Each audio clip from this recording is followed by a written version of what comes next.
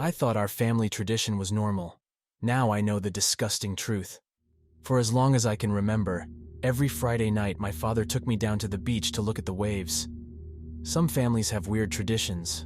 Mine was no different. I never really understood why we didn't follow any other routines with the rest of the family. We barely even ate meals in the same room.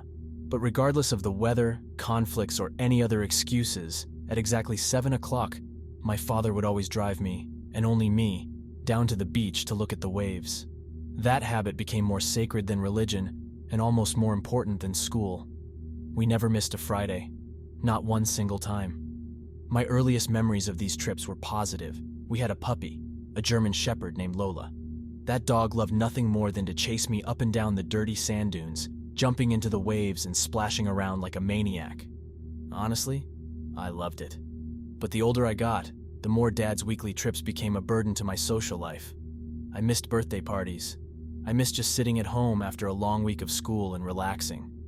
When I was 13, a cute girl in the 8th grade asked to work on a project with me after school. Friday was the only day she could do it. I called my father up and begged him to change our beach day to Saturday just once.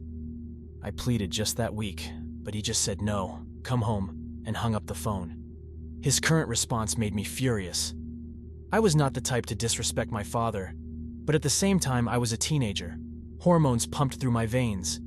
The idea of a big kid like me playing with his father at the beach seemed stupid and childish. I hated him for making me go. So, for the first time in my life, I ignored my father's tradition and stayed at school until well past 6. Sadie and I were in the cafeteria, putting the finishing touches on a diorama, when the raspy voice of our principal kicked in through the loudspeakers. Matt Richardson, if you're in the building, please report to the principal's office immediately. I cursed. Sadie giggled a bit. I picked up my books and slammed them into my backpack, promising to see her Monday. As a powder keg of rage built up inside my gut, I paced the empty halls once or twice just to calm down before I waltzed into the principal's office to find my father red-faced and furious. A perfect recipe for disaster. Get in the car now, we have to go, he fumed and turned to the principal. Thank you, Bill, for the announcement. We're late for soccer practice. My father grabbed me by the collar the moment we left the office. Then he nearly sprinted out the door, dragging me with him. I felt humiliated. The time on the dash read 7:05. Soccer practice, Dad, I repeated when he got in the driver's seat. Really? We're lying about it now? My father swerved the car backward and gunned it through the empty lot. How many times have I told you? He shouted. 7 o'clock every Friday. We have to be there. This is very important, Matthew. Why would you disobey me? I wanted to scream back. I wanted to ask him why? Who the hell cares if we miss one beach day? Who cares if we go at all? Was it really that important to the old man that we spend time together? But I've spent my whole life asking these questions, gaining nothing in response. It's tradition, he would say. Tradition is important. Sadie's pretty face and features lit up in my mind. She would probably forget me by the end of the weekend. She would probably end up dating somebody else. The rage and hormones coincided to build up inside my stomach like a powder keg. I wanted to hit him. I wanted to hit him and make him realize what he had done to me. But I reached out and slammed my fist against the car window instead. The glass shattered all over my knuckles. Warm blood ran over my fingertips. My father's angry expression turned pale. Keep your hand inside, he snapped. We're almost there. We arrived at the beach in the pouring rain and parked by the old prison. My father cut the engine and nearly jumped out of his seat and into the rain. He had one of those flip phones back then, the type that got the service too far away from the towers. He danced around dramatically, trying to find a signal to place a call. You should have listened to me, Matthew, he ranted. Why didn't you listen to me? The cell beeped unsuccessfully.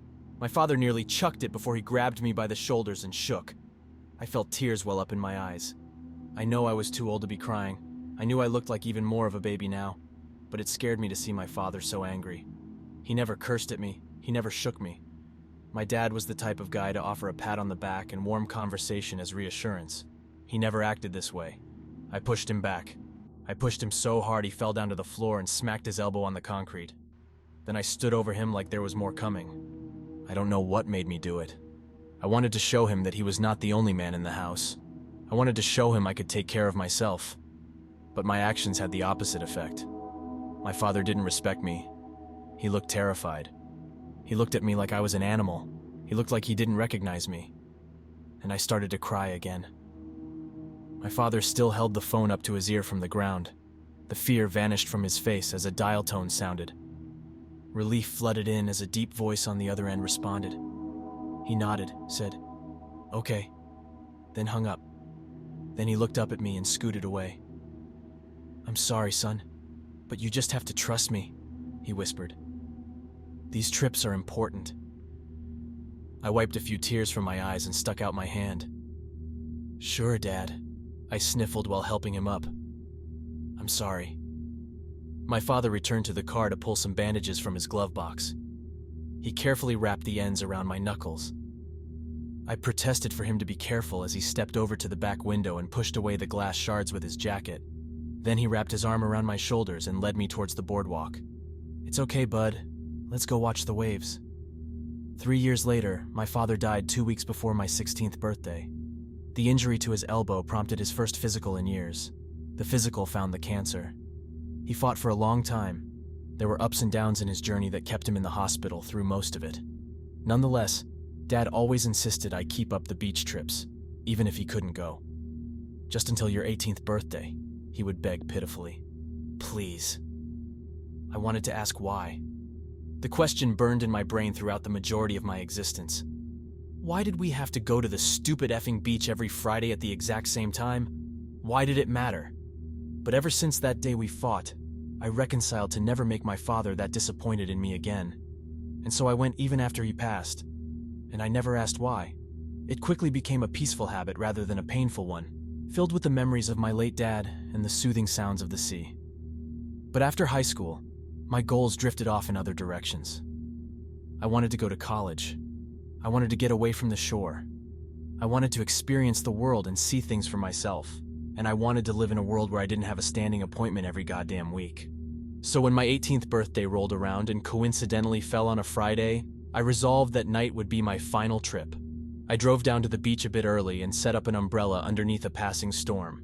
I parked my chair in the sand and watched the waves roll by with a fresh new perspective and lease on life. Part of me welcomed the freedom. Part of me missed it. About 20 minutes later, a familiar voice shook me from my trance. I turned around to see my mother in a sundress. "Your father always intended to tell you this," she muttered as she pulled over her own beach chair. "And a little birdie told me today is your 18th birthday." I smiled and stood to give her a peck on the forehead. "This made me think," she continued. "Did she know the reason for the tradition?" "Back in the 80s, she said while sitting down, "your father and I liked to go out to the bars and drink. I know that probably sounds weird to you now, but we were young, and your father was a hell of a dancer." I laughed. She didn't. "One night, we went to this beach bar on the edge of town, and we got into a fight." Mom allowed herself a small smile. "It was one of those bad but stupid fights, you know? I don't even remember the reason. I think he said something mean about my friend." She paused and caught her breath. "Anyway, we got separated. Your father marched off to the bar and got caught in line ordering drinks. I stormed off to the bathroom to drive home my point. I wanted to make him feel it, you know. But on my way out of the toilet, a man stopped me." She looked at me pensively. "He had long black hair, kind of like yours, a broad jaw, kind blue eyes, denim jacket, and denim jeans. Very handsome," she sighed. "I talked to the man for a while, and when your dad didn't come back, I followed him outside for a cigarette." My mom looked stressed, almost as if she was on the verge of tears.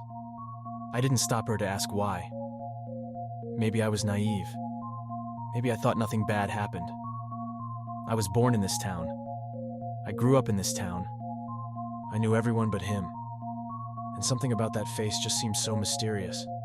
He was new, fresh blood. My mother looked away as tears started to fill her wrinkled eyes. "Next thing I remember," she continued, "he smacked my head so hard on the car door that I passed out. I woke up in the parking lot, and I'm thankful for that. The other girls were not so lucky." She stared at me, suddenly becoming stoic. "6 in total, but only one became pregnant. You were born 9 months later, a healthy, happy baby." I felt the color leave my face. No! I wanted to scream the word 1,000 times. No, no, no! Your father and I attended the trial. I testified. Jeremy was convicted and given a life sentence for 6 rapes and 2 homicides. He served his term at the Hook Correctional Facility. She turned and slowly pointed towards the prison. My world collapsed around me. Why, Mom? Why am I here? My mother couldn't hold in her sobs any longer. Honey, he knew about you. I don't know how, she choked. He said he could hurt you. He said he could kill you even from the inside. You know? He said he had friends. We couldn't take the chance. We couldn't. No one could know. No one. Her voice trailed off as my hands squeezed around hers. The rage and horror in my stomach turned over and over again, but I didn't say anything. All he wanted, she coughed and regained her composure. All he wanted was to see you once a week, Fridays at 7. That was when the warden gave him time by the window, once a week until you're 18. My heart felt dead in my chest. I looked down at my watch to see the time. 7 o'clock on the dot. The long row of windows in the prison behind us had been dark the entire night, but as I looked closer, one room was brightened by the flicker of a light. Sitting at a table was the gaunt outline of a man with long black hair, looking out towards us on the beach. 2 armed guards stood by his side. Our eyes met for a moment. Everything in my entire existence turned foreign in that one singular second. My mother sobbed and turned away.